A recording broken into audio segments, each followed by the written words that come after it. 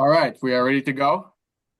So today our agenda is going to be covering MVP program updates. Then we will be diving into our flooding presentation by Caitlin Spence here at the EEA. And then we are going to be doing a community spotlight featuring Worcester. We're very excited. And then we will have a Q&A at the end. And our Q&A we'll have a couple times that we'll be able to stop throughout, but we will have the bulk of it towards the end. So thank you for your patience there. And just here, we wanted to note this is and I see that's again, no worries. If anyone can please turn their mics on mute. Thank you very much. This is just a quick overview that you'll be able to find on our website as well of all of our regional coordinators. So if you are based in this region and want to ask a question of your regional coordinator, their titles and emails are provided here. And then here I want to kick it to our MVP program director, Kara Runson, to go over our MVP program update. Hi, Patrick. Thanks so much. Yeah, thanks everybody for joining. We're really excited to have you all here and have a really exciting program to share with you today. So just a few program updates. One is that the MVP Action Grant application is currently out and you can apply. It should be open, I think, for another 4 or 5 weeks. So you'll have plenty of time to apply to that. But that is an exciting update. The next is that we have recently launched another climate team newsletter. So feel free to check that out for some other updates. In the spring, we're going to be releasing what we call a climate resilience playbook. That's been a project led by MAPC with support from PVPC as well. And it's basically an online interactive tool that local planners can use to identify and build out their resilience actions for their communities. And yeah, again, we're expecting to release that in the spring, and we'll have more of a notification around that and be able to let you know when that comes out. And then the last thing is just some updates related to our MVP Planning 2.0 program.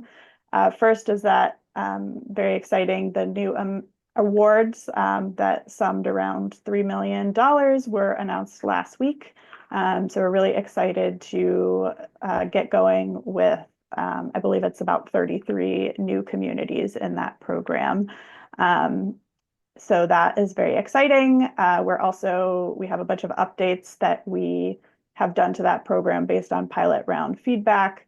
So this round, we're going to be including a new component of that program called Equity Partners that EEA will procure to assist the communities going through that program with items like community liaison recruitment and inclusive engagement. So we are finalizing those equity partner contracts right now. I'm very excited to have those folks on board. And then we also have a bunch of updates to our gear online tool and a lot more. So that is our updates. And I believe I'm going to kick it over to Caitlin Spence to start us off with this program. Great. Thanks so much, Patrick and Kara. Um, the title of today's webinar is Demystifying Hydrologic and Hydraulic Models. Um, my goal today is to make sure that everyone on the call has a better understanding of the range of what flood studies can do and what's entailed in different types of flood studies. And I really want to make sure that you're coming away from this webinar with a better understanding of how to talk about what you want to accomplish through a flood study if you're going to an external vendor or consultant, and know what questions to ask when you're working with a flood modeling team to set up a flood study. So the first point I want to cover is that flood studies can have different goals. And so when you say, hey, I want to do a flood study, there's a little more clarification that might be needed to communicate what you want out of that flood study. So some flood studies are done with the goal of mapping to understand where flooding could happen under different storm scenarios, maybe different types of storms, maybe different future climates. Another reason might be related to longer term planning and understanding how flooding could in the future shape river or stream channels, cause erosion, or other kind of landscape change issues over time, and thinking about what to do about that.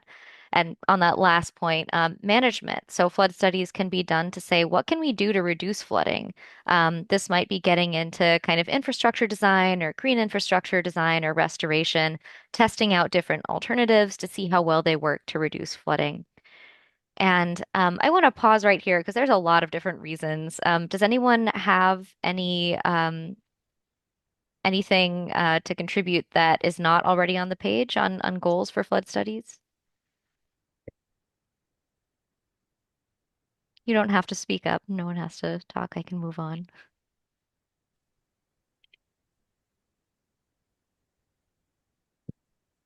All right, I'm not hearing anything, so I'm going to move to the next slide, but feel free to, add things to the chat or Q&A.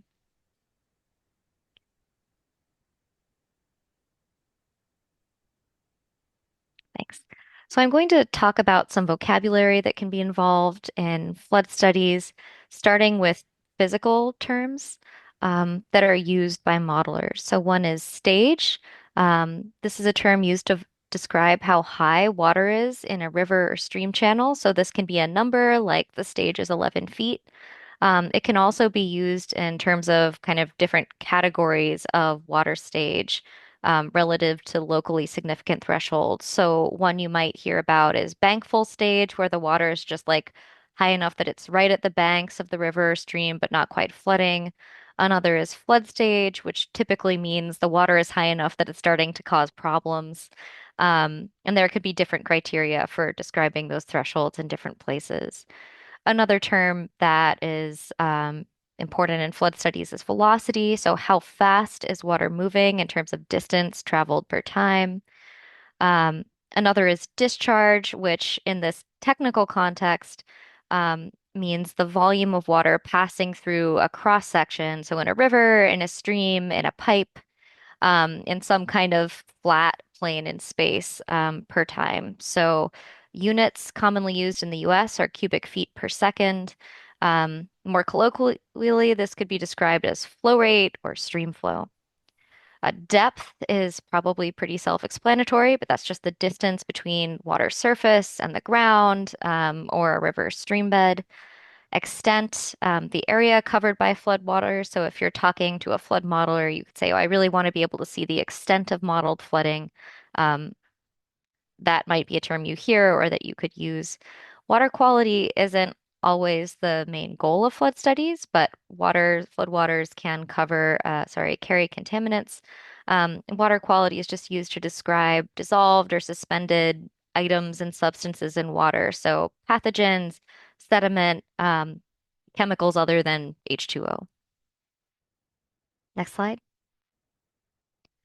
I also want to cover some vocabulary on flood magnitude and rarity.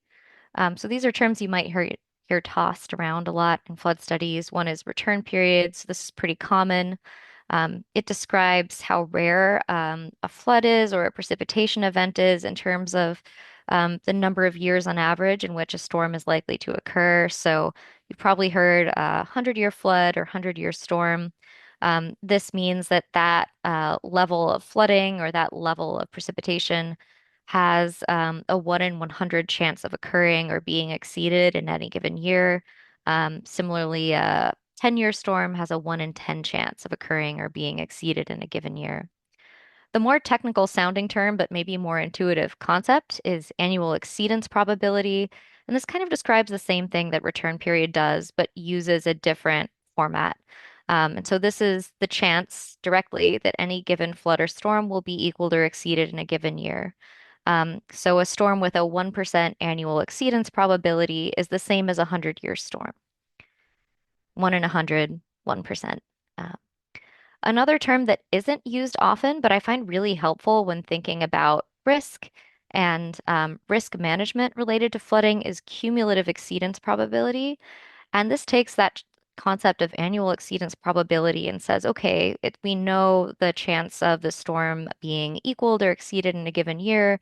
But what if I'm thinking about the chance of this potentially damaging event happening in the next 10 years or the next 30 years? That's the cumulative exceedance probability. And so, just to give an example, a 100-year storm has a 26% chance of happening or being exceeded within a consecutive period of 30 years. Design storm takes that concept of the chance of a storm happening and brings it together with design guidance or design criteria.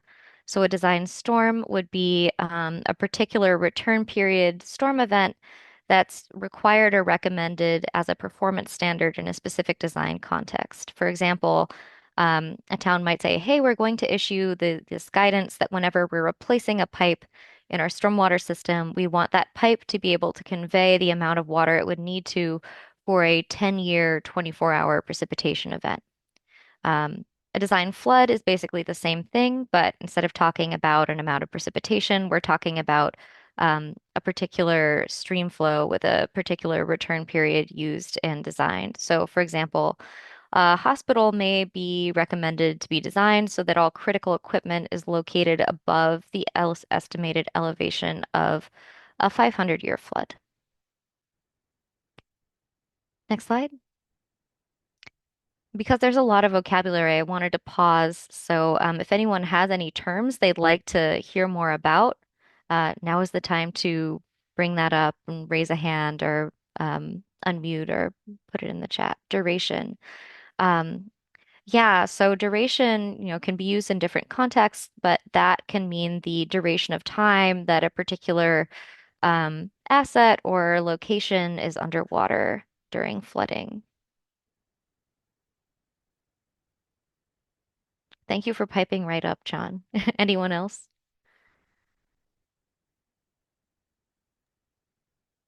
So I had a mistake. So we do have a Q&A function, which is Oh, great. We have a question from Susan Bryant. Can you give us an example of design storm in a sentence? oh, okay. I might struggle with this more than kind of having multiple sentences, but let's see. Um, so not very creative, but let's see, given my earlier example, the design storm for sizing stormwater infrastructure is a 10-year, 24-hour storm. Is that helpful? Yes. Okay, All right. Well, with that, we can continue. great. So I'm now going to go over some different kind of building blocks or model building blocks or sort of tools in the modeling chest that can be used in flood studies. I'm going to start with a hydrologic model.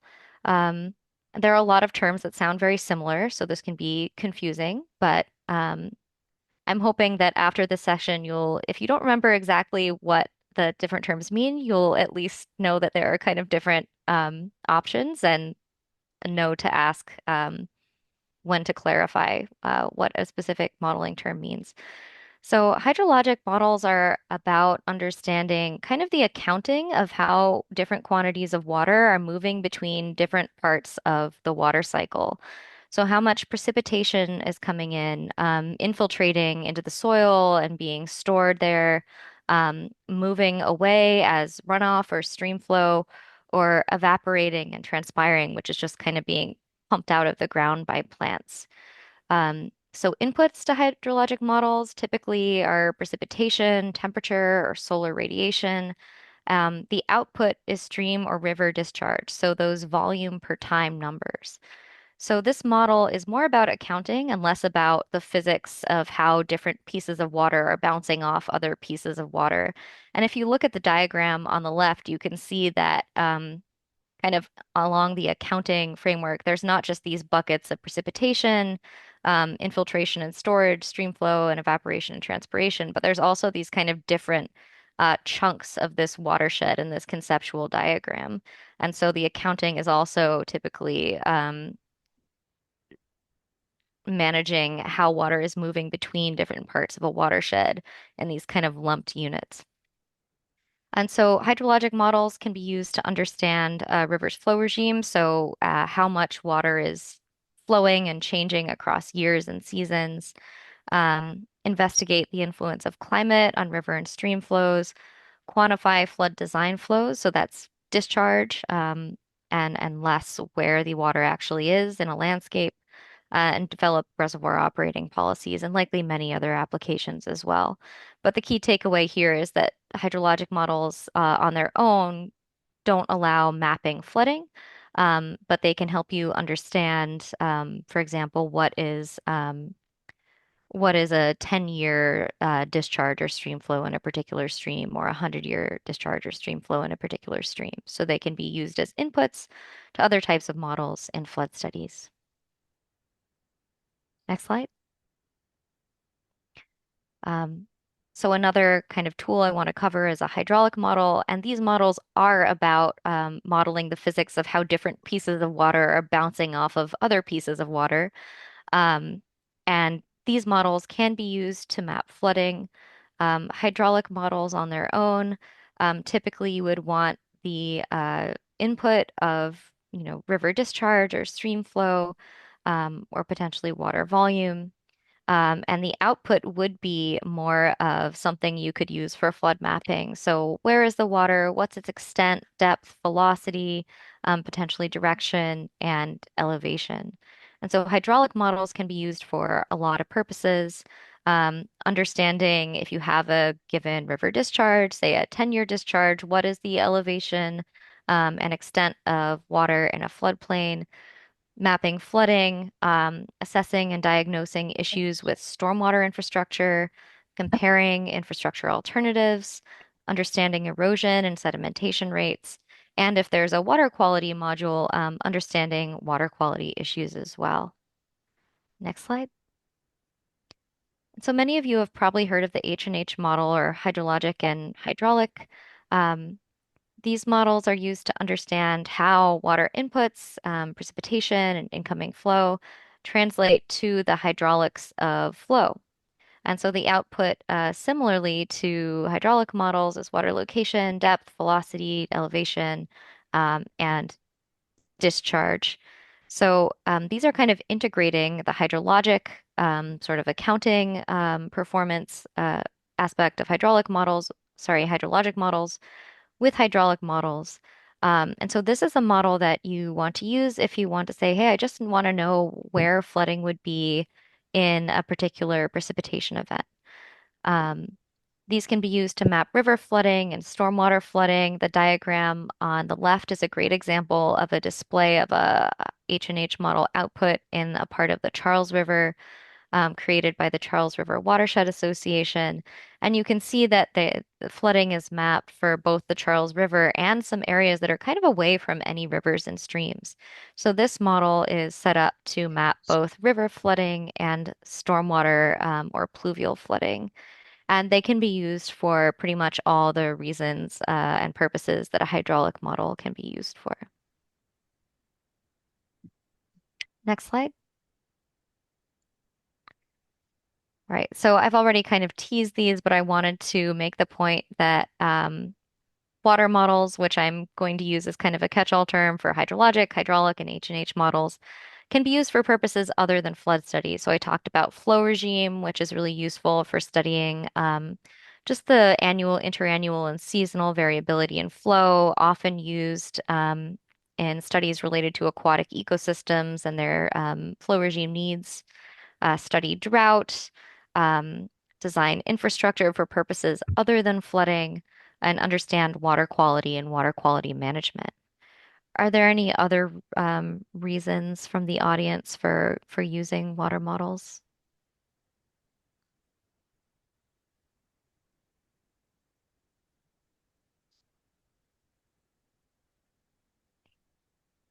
Hearing none, I'm going to move on.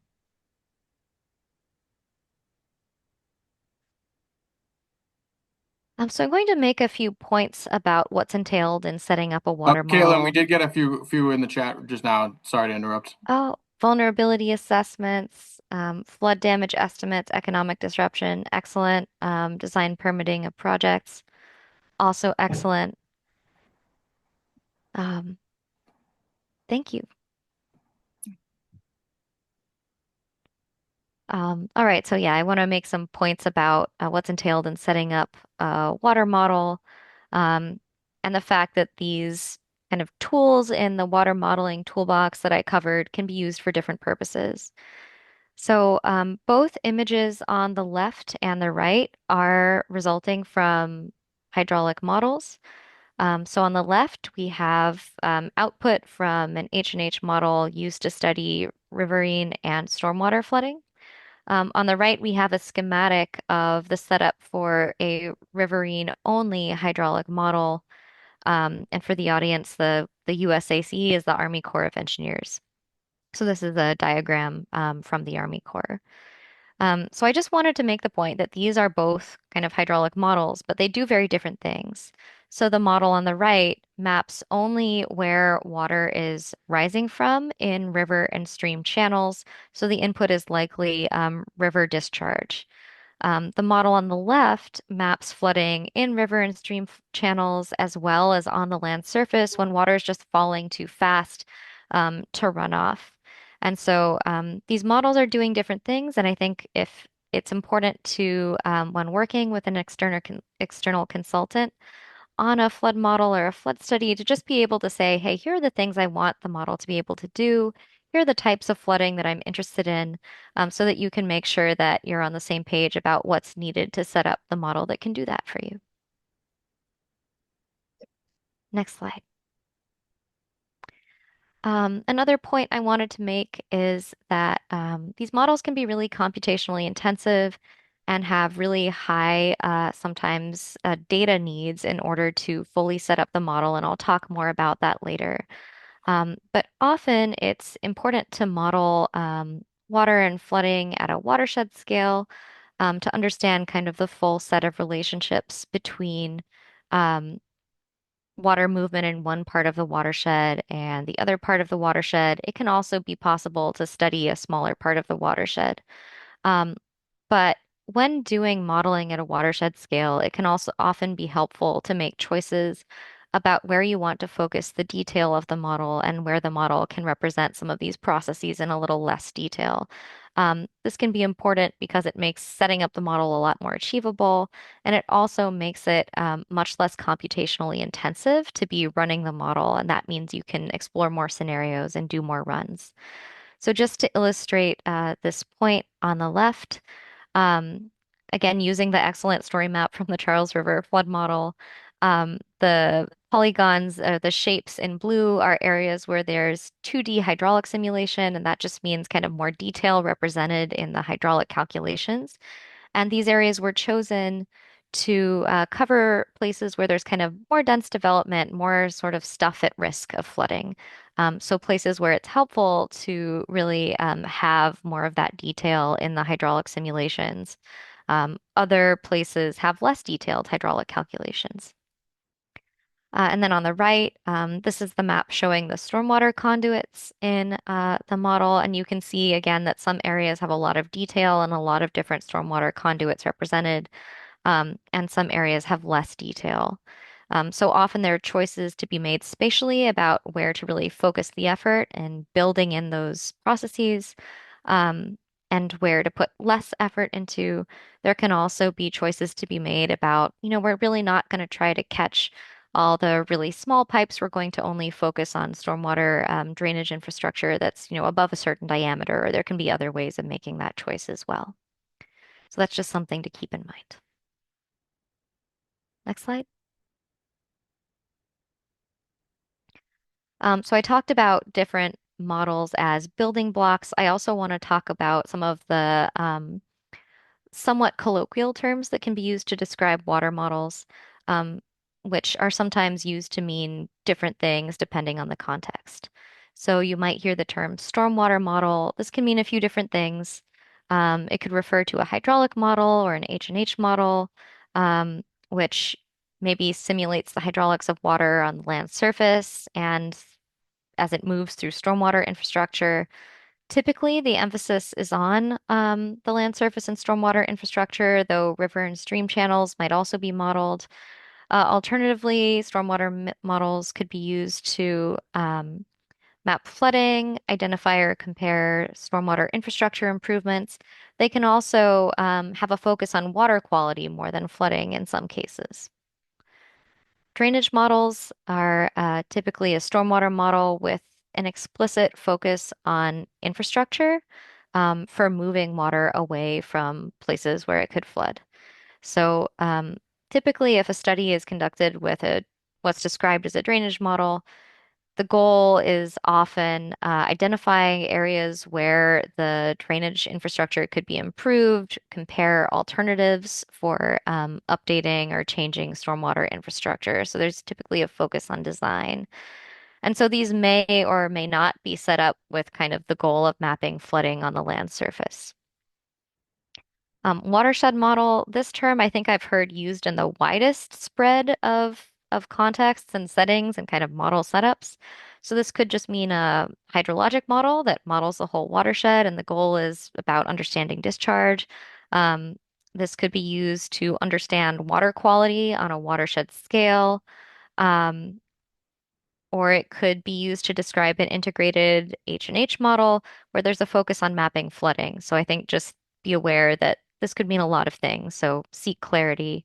Um, Rainfall runoff models I've heard typically used to refer to a hydrologic model, or sometimes an H&H model with kind of a flood mapping focus.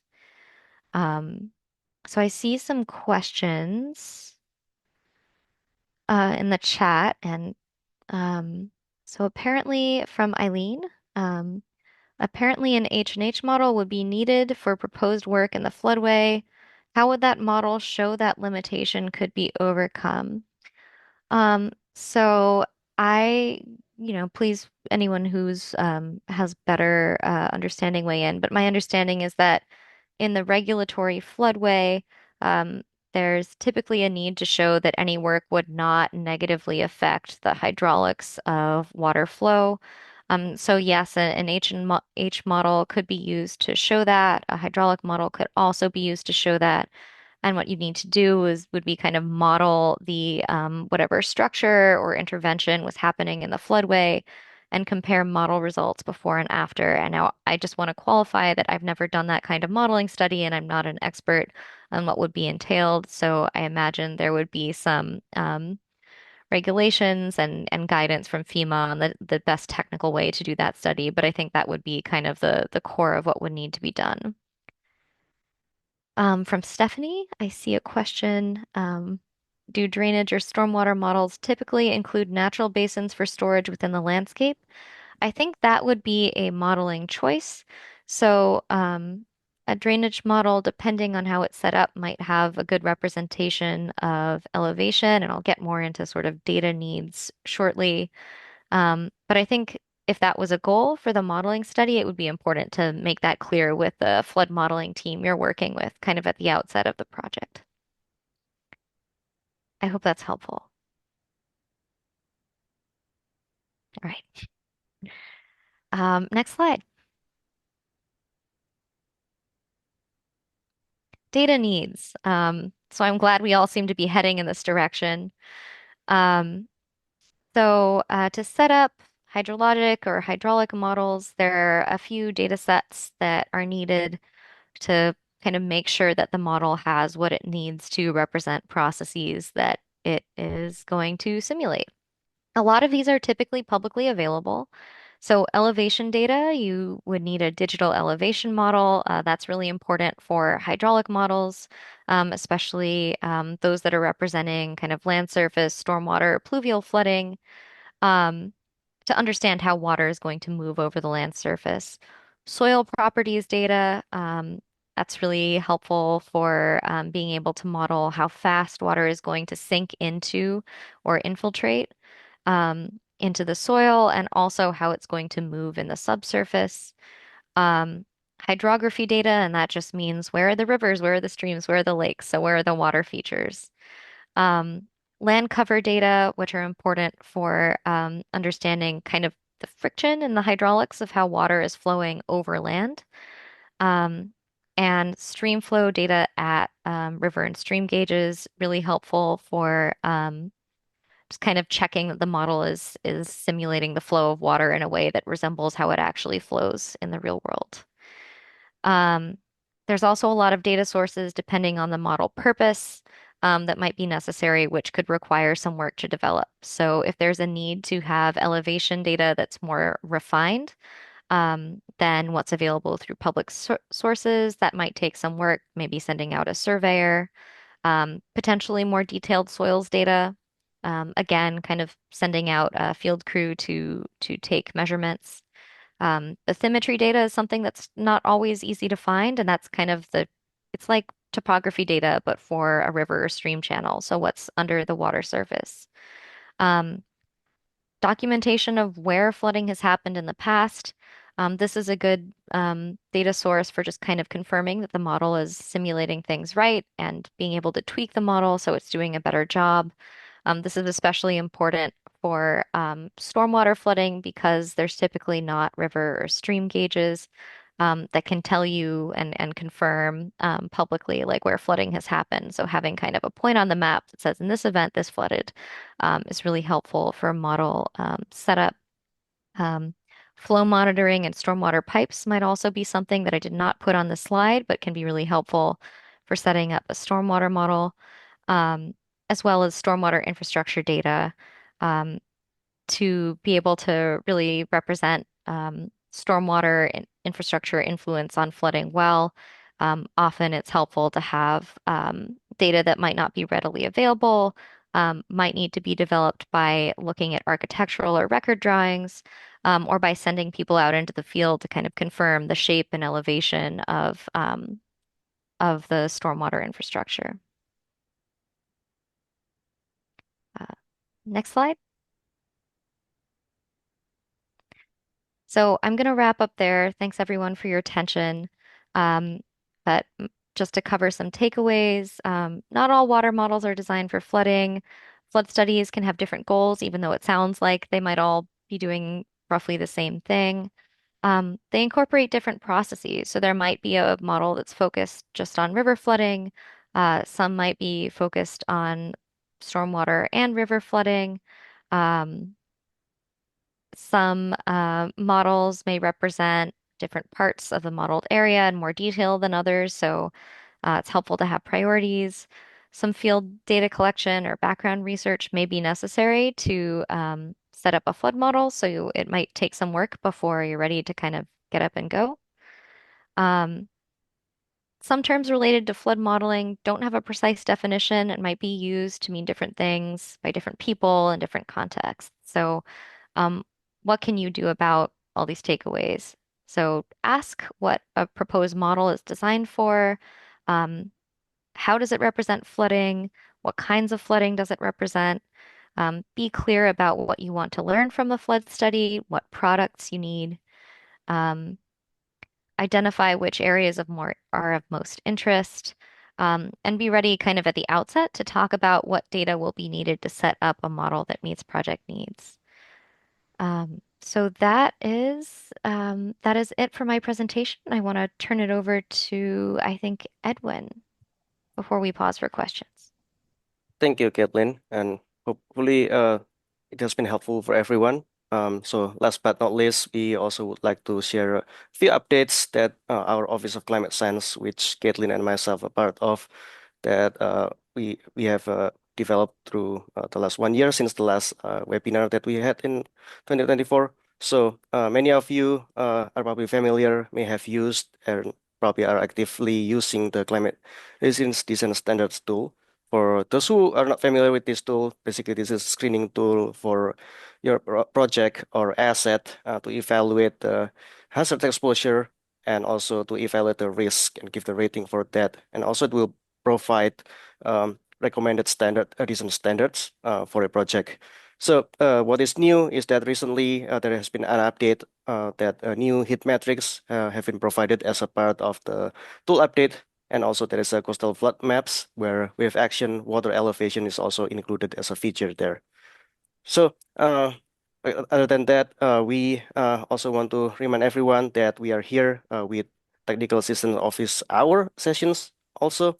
Um, I believe the MVP has included this information in some of the newsletters in the past as well. But just to remind you again that we are available every third Tuesday of the month for 2 half-hour time slots there, 10 to 10:30 a.m. and 10:30 to 11 a.m. So for during this period as well, during the EOI and the DRFR, we are also making additional availabilities on the second and fourth Wednesday until this month of March for the same time slots. So please feel free to sign up on that. And if this times is too restrictive for you and you need additional times or you need another date or time that will work better for you, please feel free to email us at climatescience@mass.gov as well.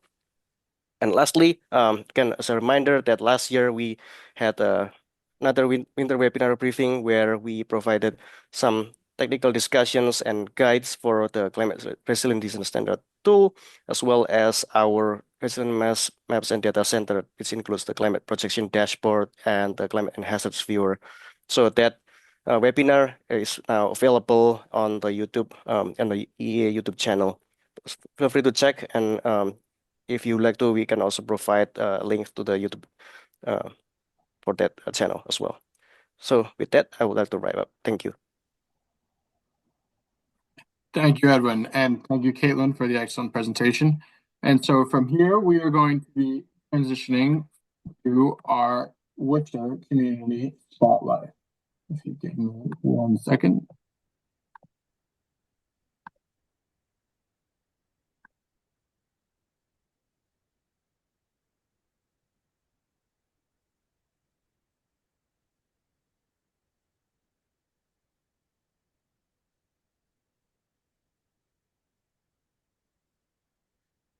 And so I'll be turning it over to Director of Projects at City of Worcester, Luba. Please take the floor. Thank you very much. Thanks for inviting me to speak. I'm hopeful that my presentation will be helpful to the other municipalities, but I do want to recognize that Worcester is the second largest city in New England. So some of what we have learned may not be applicable to smaller municipalities, but I do think that we have a lot of lessons learned that we can share that will be helpful for others. So a little bit about me. I work in a Department of Sustainability and Resilience. We have about 10 staff. The department is about 4 years old, but I've been with the city for about 16 years, and I started as a planner. I have a planning background. So by definition, I'm a generalist. I know a little bit about everything, and I connect the dots. I try to translate complex information for decision makers. And so that was my role in this project. And, I cannot answer some specific technical questions about modeling, but I will tell you what we have learned, and we learned a lot over the last couple of years. And I think Caitlin's presentation provided a really great overview as well. Next slide. So this is just a quick overview of how I structured the presentation. I'm going to talk about generally the history of resilience, climate change resilience work in Worcester, and how MVP had greatly supported that work. The actual project I'm going to focus on, the Drainage and Green Infrastructure Master Plan project, that involved a lot of modeling. Public engagement piece of that project is kind of separate set of slides. I think a lot of learning happened there, so I wanted to share that with you, as well as looking forward. Whenever you do a large-scale model, you kind of never done with it. That's one of the big lessons. You have to keep keeping it up to date and fresh, and in order for it to provide value for you. So we are already looking at phase 2. And I do have a few slides where I try to summarize recommendations for you guys if you are looking to launch something similar. Next slide. So yes, that's the first section, our resilience work and MVP. Next slide. Our resilience work really started in 2019 when we got our MVP planning grant and completed the plan in 2019. Since then, we were awarded 3 action grants through MVP that we're really grateful for. We wouldn't be able to do these projects without that assistance. So the first one was the Worcester Senior Center parking lot. It was in a combined sewer area. It was a heat island, no greenery, huge parking lot. And we proposed a hybrid approach of gray and green infrastructure. I have a few pictures of that on the next slides. We also were able to plant 2 Miyawaki forests. You guys may have heard about it. I don't want to spend too much time on that. We developed concepts for cool pockets, which is what we call little islands that are designed strategically for each place you choose that help with urban heat island, but have a lot of other co-benefits. And last but definitely not least, drainage and green infrastructure master plan that we just wrapped up last month, and it was a 2.5-year effort. So this is a grant amount, but as you remember, the match was 25%. So the total project value is higher than these numbers are showing. Next slide. That's a picture of the senior center parking lot that was ripped up and underground infrastructure infiltration basin was installed. And then the next slide shows a picture of a rain garden and bioswales. It's very large. And the 2 systems are connected together, basically attenuating flow and reducing water pollution. Next. So this is, I just wanted to share a couple of slides about why we are focusing on flooding. Flooding was identified as one of 3 hazards by the community during 2019 MVP planning effort. And so we are an urban community that is not affected by the sea level rise. But so our flooding looks different from coastal communities. And it doesn't happen frequently, but when it does, the impact is really devastating. These are just some pictures of what that looks like. Next slide. So the majority of our drain infrastructure was constructed over 50 years ago. It was obviously not constructed to manage the storms of today and the future. And the city is also a lot more urbanized, so we have a lot more runoff from impervious surfaces, just setting the stage. Next. These are really cool maps that our consultants for the MVP planning grant pulled together based on the flooding complaints by residents when they called the city, and they were logged in and analyzed the high resolution map, but it just shows the hot pockets of where flooding happened based on those complaints. On the left is the summary of the 10 years worth of the complaints. On the right are the 2070 projections if nothing is done about it. So as you can see, it's a challenge and it needs to be addressed holistically. And one more thing that I wanted to share that was like a big aha moment for me through this planning effort is that hydrologically the water flows from north to south and ends up in a sort of a funnel at the southern portion of the city in a floodplain in the Green Island neighborhood and combined sewer area, which experiences the most flooding. And one of the takeaways was that the more water we can infiltrate and mitigate and slow down upstream from it, the less of it will end up in the funnel and cause that devastating flooding events in the neighborhood and at times combined sewer overflow events, which obviously we want to avoid as much as possible. So hopefully that is a helpful lesson for other communities that do have combined sewer areas. Next slide. that's just the quick stats from our city report showing the scale of what we are dealing with. So we have 388 miles of stormwater sewers. We have 28,000 manholes, 16,000 catch basins, 438 miles of public streets. So that's big. You know, it's a big city, second biggest.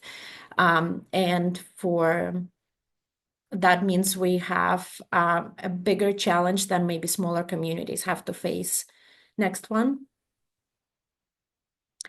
So that leads us to the Drainage and Green Infrastructure Master Plan, and I hope I set the stage well enough to show the reasoning for us doing this project. Next. So it's a lot of words, a little dry, but it's kind of the key piece of it. So I will read this. So the main objective was to develop a tool for our community to help with decision making about cities, sewer and water infrastructure improvements, taking into account sustainability and resilience considerations. And so developing the model, H&H model, was the means to that end. And additional objective was, once we had a model, to select priority areas to focus on, the ones with the most flooding, and to find alternative solutions of both gray and green infrastructure and develop concept plans for it. So that we knew right away that it's going to be a multi-year project and an expensive one, but also very important for us. Next. So as a project manager, I think it's really important to talk about who your project team was, what the relationship was, and how we advanced the project goals. So the MVP application and administration was led by our department. Department of Public Works and Parks was obviously the main contributor and co-leader of the project. They were actually the ones who conceived of the project, but initially they were focused on their infrastructure, which is drainage pipes, and they wanted to have a master plan, an inventory of their entire system. And when we identified MVP Action Grant as an opportunity to kind of elevate this project to get us more deliverables, then we started working together. And our planning division was at the table as well as in advisory role. They also regulatory part of the city for Conservation Commission and floodplain management, and a very important partner.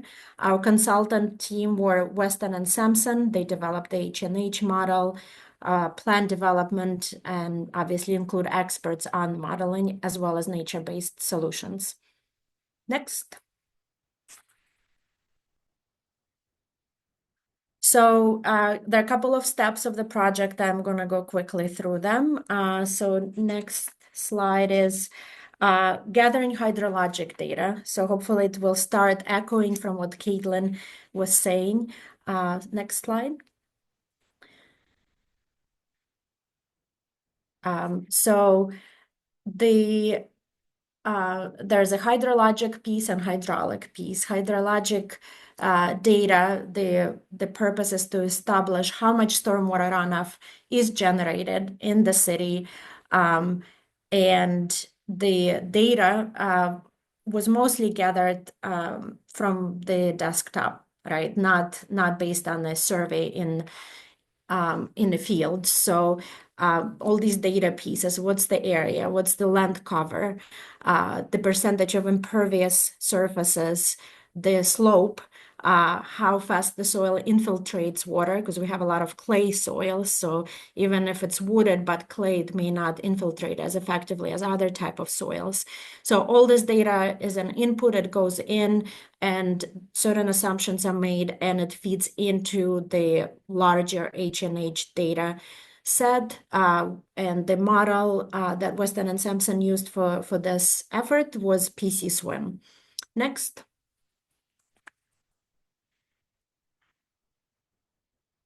Yeah, the hydrologic data is where a lot of effort went into I'm sorry, I think it's a little bit delayed because I'm seeing the same slide. Yeah, thank you. All right, so the hydraulic data is where we spend a lot of time and a lot of money. I will talk a lot about costs because I think it's a very important consideration for the audiences. So the obvious thing to state, but it's important to state still, is the more accurate the data set, the more it costs you, right? So you always have to find just the right balance of how much accuracy and detail and high resolution data you need versus how much it will actually cost you and what you can afford. So we were kind of trying to find the right balance for ourselves. So by comparison, Charles River watershed model is includes very large area and it's not very high resolution. So it gives you a different set of data for different purposes versus if you want to do an H&H study of a small section of a riverbed, as someone asked in the Q&A, right? That will be very, very high resolution. You can deploy people, they are going to measure it, and it's not going to cost you a lot because it's a small area, even though you're gathering very high quality, high resolution data. So we are somewhere in the middle. But hydraulic data, the data about our drainage system was very important for obviously our DPW and for the modeling. So we, Weston and Sampson deployed 5 people, 2 trucks, and for 4 months they were basically popping manhole covers and measuring pipe elevation, size, length, materials. For the points in our GIS layer that were missing data or seemed to have wrong data. So we already had a GIS layer. We just were not confident that it was very accurate. So this was an effort to fill in the gaps and connect all the dots and to allow for model to actually run how stormwater would move through them and where the pinch points would be. Next slide. And so on the left is a picture of the 2 inspectors who were measuring inside the manhole. As part of the project scope, culverts were also inspected as well as outfalls. Next. The project limits were basically the entire city, except for that combined sewer area in the center.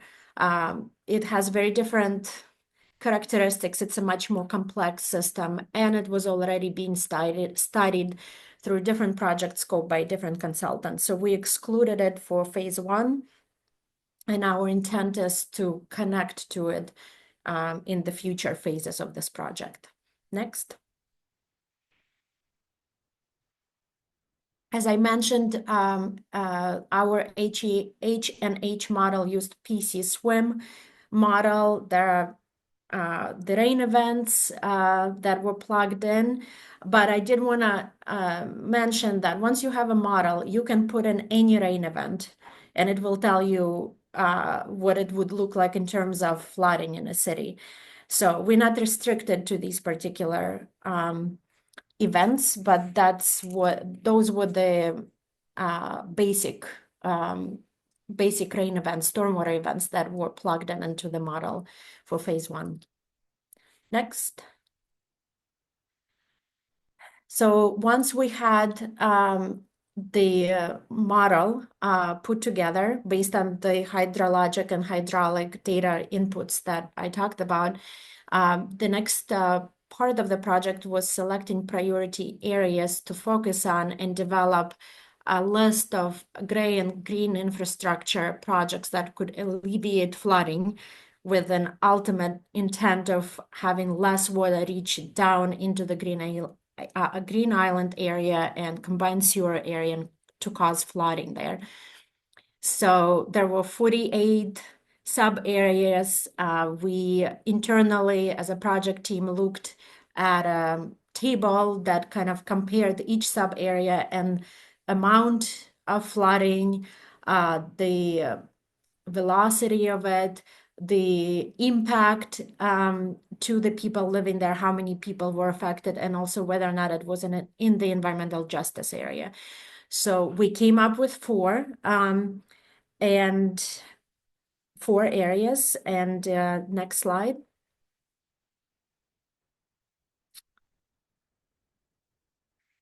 And the next and the last main piece of Weston and Sampson work on this project was to screen for different options in those four priority areas and provide us with a kind of a list of potential concept plans that would move the needle on urban flooding in a city, so that we have some concepts in place when opportunities present themselves, such as right-of-way reconstruction or a grant opportunity or something like that. We have something to refer to and pull from as a potential project. So we looked at large-scale projects, at medium and small-scale projects, projects that would be implementable, eligible for grant funding, and provide a lot of co-benefits. Next. I'm not going to cover too much of it, but except that they looked at both gray and green infrastructure. Hybrid approach is what works in our city with a lot of infrastructure that needs to be maintained, and what's feasible truly. Next. That's just one quick slide about a potential project that came out of dozens others on Burncoat School property, bioretention in a corner of parking lot to intercept stormwater sheet flow, provide shade, learning opportunity. So these are co-benefits. So we looked at both. Will this project alleviate flooding at the site? Not so. Again, we're not talking about the most severe storm events. We're talking about regular rain events that are already causing flooding. But obviously, co-benefits is improved water quality, learning opportunities, and air quality, you name it. It checks off the box. So it's just an example of what it looked like, the final deliverable. Next. I did want to talk a bit about public engagement because it's such an important part of the MVP grant application, but also it is important to us as a city as well to engage folks. The biggest challenge for this particular project was that it's very, very hard to engage people about drainage master plan. It just doesn't have the ring, that it's hard to spin it. It's hard to get people excited and interested in it. It's buried literally underground. It's invisible, and doesn't seem very exciting, even though it's actually very important and very impactful. So we came up with an idea of a flood watch project, leveraging an experience with a citizen science project that we've done previously. We collaborated with Worcester Polytechnic Institute to map our heat islands in the city. And it was actually a very successful experiment. We picked a very hot day in August. We trained volunteers ahead of time. And by we, I mean WPI. We supported them. And then on the selected day, the volunteers were deployed, so to speak, with temperature metering that were sticking out of their cars, and they were just driving around the city 3 times a day, morning, midday, and in the afternoon. So on that day, they basically mapped our heat in the city at 3 points during the day on a very hot day. And it was, people got really engaged. They loved participating. And we thought that we could engage people similarly on the heavy stormwater days when there's a lot of rain and a lot of flooding. and having them get out and document that information and send it to us, and feel good about contributing towards this effort and potential solutions. And unfortunately, that did not work with flooding. It worked with heat, but not heat mapping, but not with flooding mapping. Part of it was because we were in the drought and we didn't have a lot of heavy rain events that caused flooding. Maybe we actually, I don't think had a single one, like a really severe rainstorm event during the duration of this project, which really affected calibration piece of the modeling effort.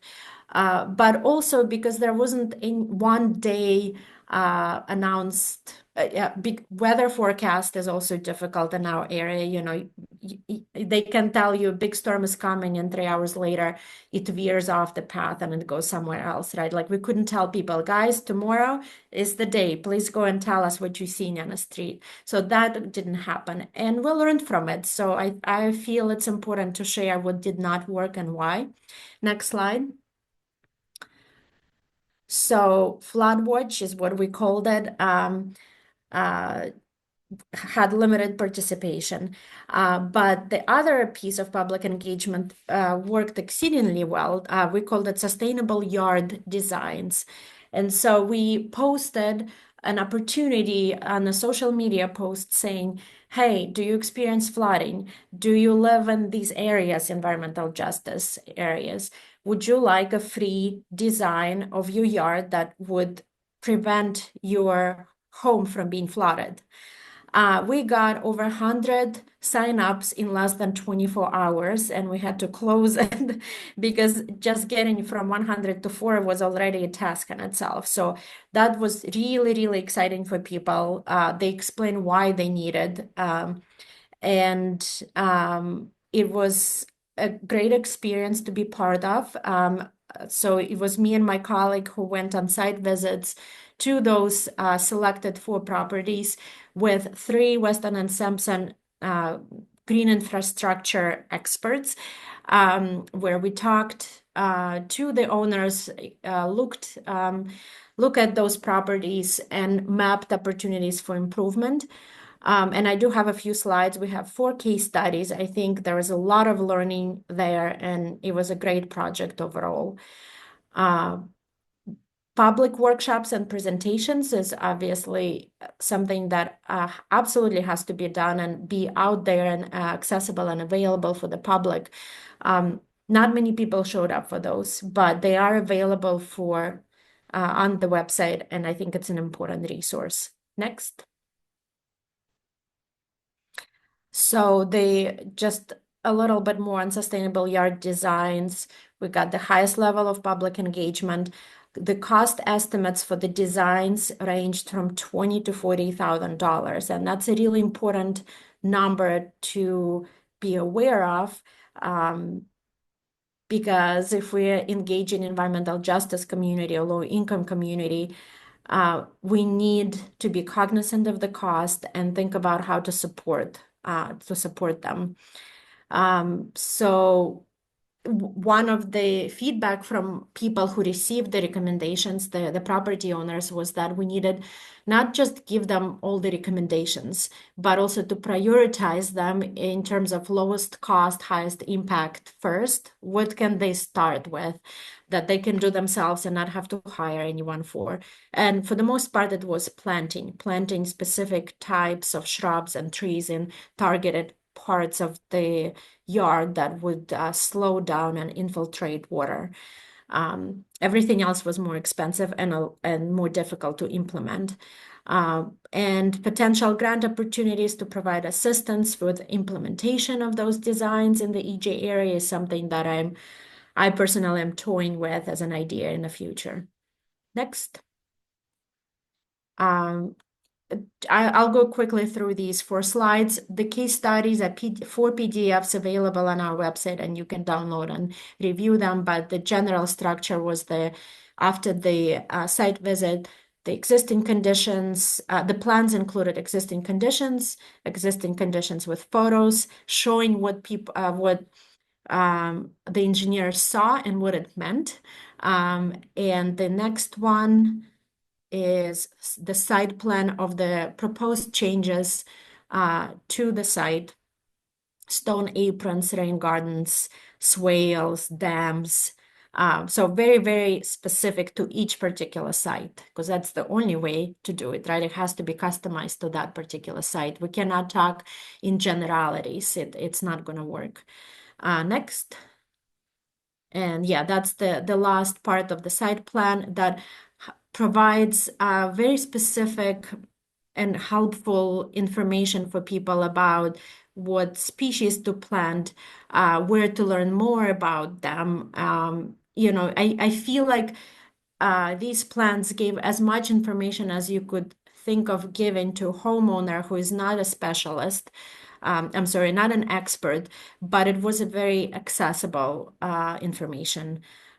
So I was very happy with this product, and I think it's very helpful, except for the cost. Next. Looking forward. Next. So we are thinking about phase 2 of the model.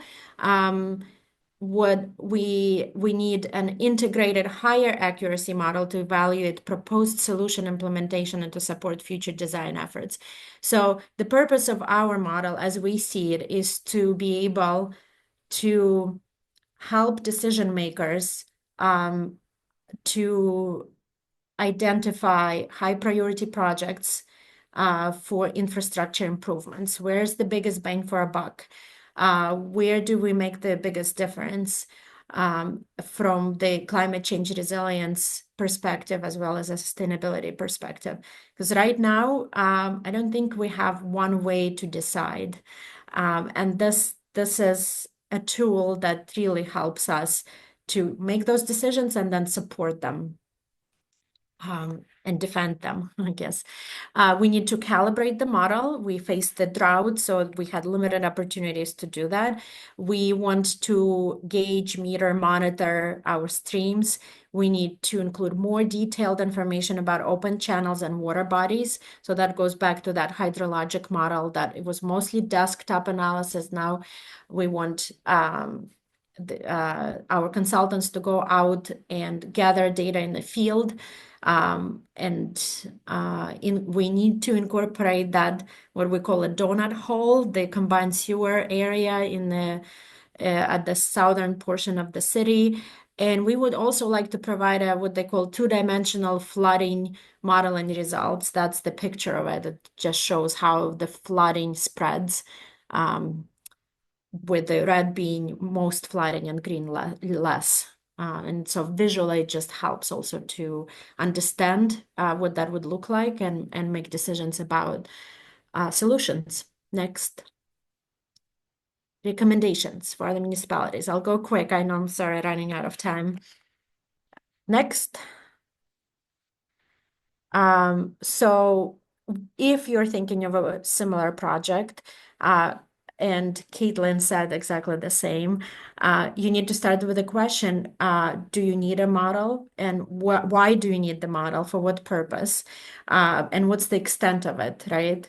Remember that comprehensive drainage system includes drainage pipes and natural systems. PC swim model, for example, my understanding is really designed for drain pipes, but not the natural systems as much. So if we are gonna do phase 2 and get funding for it, we are gonna transition to a different type of model that for a city like ours is much better at integrating drain pipes and the natural system and how they behave and interact with one another. You also need to identify your current data gaps. Like we had a JS layer of our drainage system, but it was incomplete and potentially wrong in some places. Yours may be very solid, or it may not even exist. So you kind of have to start with that. Next. So, you need to identify the level of accuracy, more accurate, more expensive. I feel like I covered that already. Next one. You need to have a solid team. Internal project manager on your team needs to have capacity, commitment to manage the project, good working relationship with staff, and excellent communication and project management skills. Other municipal staff whose job is connected to this project have to be invested in it as well, and your consultants. So this work does require a very high level of expertise. And also they need to be able to communicate effectively complex technical information to you in a way that you can understand and translate to decisions, funding decisions. And I'm sure you guys all know, but since I was putting the slides and they'll be posted, 30B exemption for engineering services does make it easier for municipalities to find a good match with an engineering firm that is a good fit for your community and your needs. And I would use it to your advantage. And community representatives and stakeholders, very important. Next one. So in terms of project management, this is just project management 101. Set clear project goals and expectations so everyone knows what are you getting at and what kind of model you're talking about and for what purpose. We actually internally had misunderstanding or about what kind of data we were going to get. So we learned a lot since then, but and hopefully you guys learned a lot from Caitlin as well about the right questions to ask and kind of understanding the level of data inputs and the accuracy of the model you're going to get out of it and what that means for your decision making ultimately and how confident you are about design solution predicting the right outcome. So you need obviously regular effective meetings, clear communication, good working relationship between the internal project manager and the consultant's project manager, and also plan B when things don't go the right way. The way you planned, in our case, drought is the one we are talking, we have talked a lot about. Because of the drought, we couldn't fully calibrate our model because we didn't get to experience a lot of rain events and see if model predicted them correctly. Next. And designing effective public engagement. Consider what you've learned about your public engagement from other projects in your community. Our lessons may not be your lessons, but every time we have an experience with that and we learn something, we take it to the next project. What worked? Why did it work or why didn't it work, which is sometimes even more important to understand. Plugging into your community-based organizations, if there are any. Consider public benefit versus public interest. Unfortunately, they don't always overlap. So we know that our modeling project has a lot of public benefit, but it's hard to engage people. So then to engage them, you have to follow public interest. So that's where the Sustainable Yard Initiative was very interesting. That's where people got really interested. What can I do on my property to deal with flooding? And we provided some solutions to them. Next. Resources. We have all this information on our webpage. We'll be posting the project's final report soon. And we also have a dashboard, green.worcestermay.gov. And you can reach out to me with any questions as well. Thank you very much.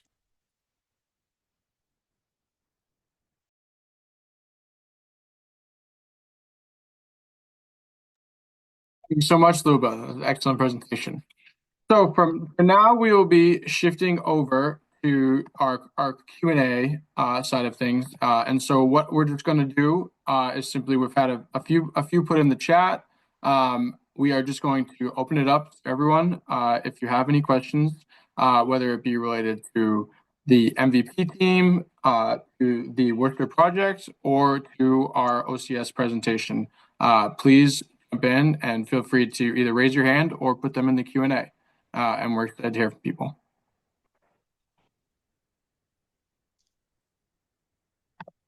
All right, and then I'm seeing the first one here is can you talk about which models are used for which applications? And also talk about the difference slash benefits between those models. And is this something that Edwin or Caitlin, do you guys want to take a crack at? Yeah, I'm happy to take a crack at that. So, different models can be used in different applications, and often the difference in what makes it successful is how it's set up. Um, but typically, like a hydrologic model would be used to understand stream flow or an amount of flow. You know, Luba was talking about understanding how much water is coming into the stormwater system. And then a hydraulic model is typically about understanding where the water is in kind of a finer scale in the landscape. So that can be used to map flooding and understand things like erosive forces, um, understand how well a piece of infrastructure is designed to manage the water that's moving around through it. I see a question from Stephanie from before about whether we can use H&H models to determine drought conditions. Um, so one way to use a hydrologic model to determine drought conditions would be to quantify the relationship between low precipitation and stream flow over a long period of time. If there was an interest in looking at where water was during drought, one could plug that stream flow into a hydraulic model. So um, I hope that's helpful, and yeah, let me know if there are any follow-ups. I just wanted to add that, right, that's exactly what Allison is clarifying as well. So PC swim we used for the drainage pipes, basically. Um, if we do get funded for phase two, we are gonna jump to ICM Autodesk InfoWorks. So ICM is what we call it. So you can Google it, and it seems to be designed better at integrating the drainage pipes with the like natural systems. And my understanding in talking to other entities and state entities and USGS as well, is that there's another model in the works that it should be even better than ICM, but it's still in the works and maybe will come out in a couple of years. So my sense is that there's a lot of development in that field as the interest increases and we're more dealing with urban flooding.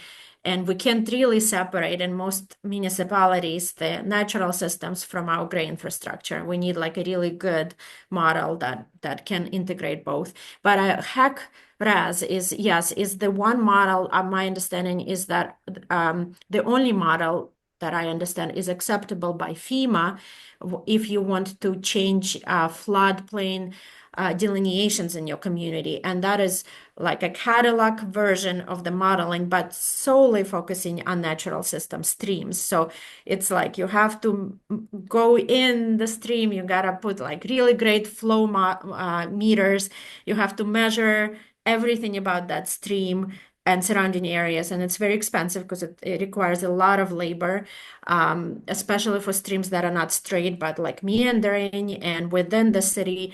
And so that's just very, very expensive.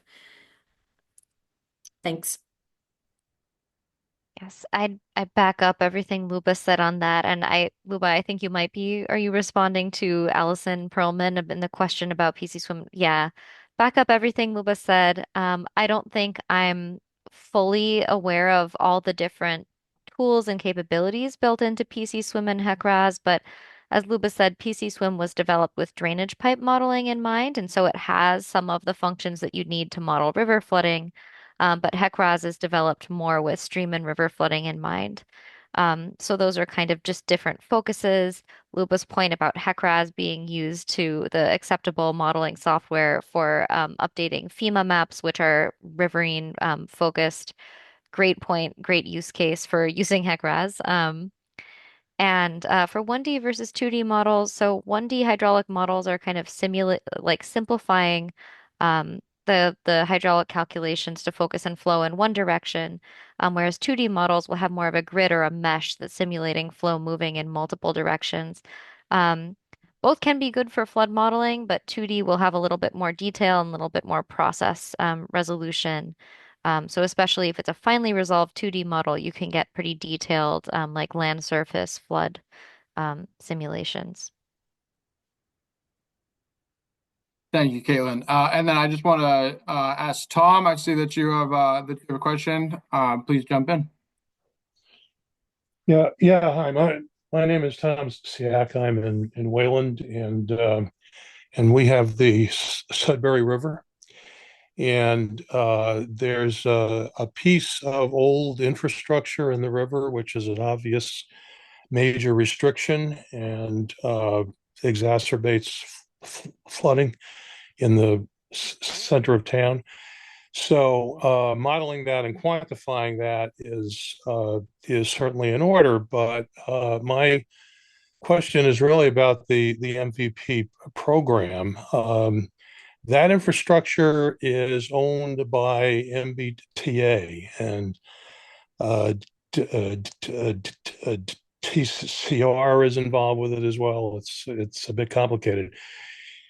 Does the MVP is the MVP program only a grant making program, or has it any operational abilities, as an ability to lean on regional and state agencies like MBTA to take action? Thanks, Tom. And this is one that I will refer to our regional coordinator, Andrew Smith, for. This is a complicated, interesting topic. I think there is this sort of RMET team, which is the action team, which works cross-sectorally. But we're a grant making program. We advise agencies and town staffers and nonprofits on how best to pursue their climate goals, and then we provide tools and resources to help them implement them. And mostly, it's the RMET team that works on this cross-sectoral government approach for various state agencies. All right, thanks.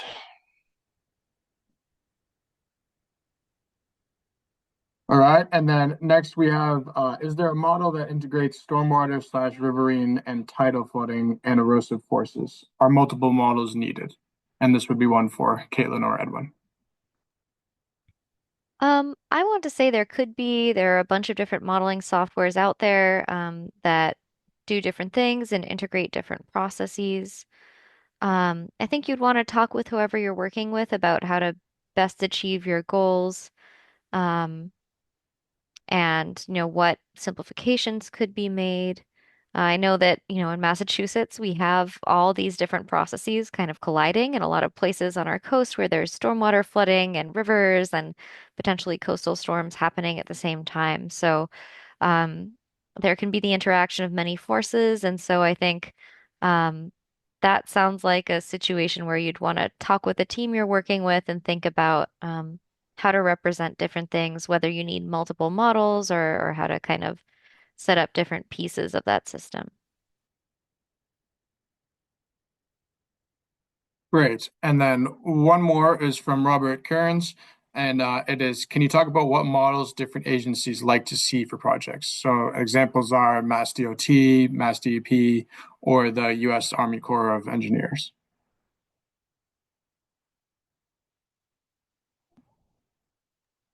That is not a topic that I think I'm prepared to provide informed comments on. I'm not always familiar with whether they're specific. I assume this is about software requirements.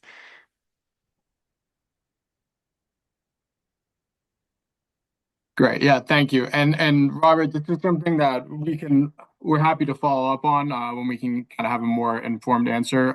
For everyone, I'm going to put my email in the chat. If anyone has any questions or comments that they want to follow up with, please reach out to me and we'd be more than happy to have a conversation outside of this forum. And then I also just seeing there are no more questions or comments. I just want to flag this is something that we are recording, and we're going to be posting the recording and the slides because a lot of material was covered today. We're going to be posting it on our MVP website, and then also we'll be posting the video recordings on the EEA YouTube accounts. because we definitely want to have the opportunity to go back and look at specifics. I know there was a lot of vocab covered, a lot of different things. And so we really want to thank our Office of Climate Science and then also Luba from our Worcester MVP program partners. This is something we're very excited to be able to share this type of knowledge. And we want to have this as an open forum. So anyone that wants to follow up, please reach out. With that, I will be ending this meeting unless there's any more questions or comments. Great. Well, thank you guys very much. We're thrilled to have this, and please reach out. Thank you.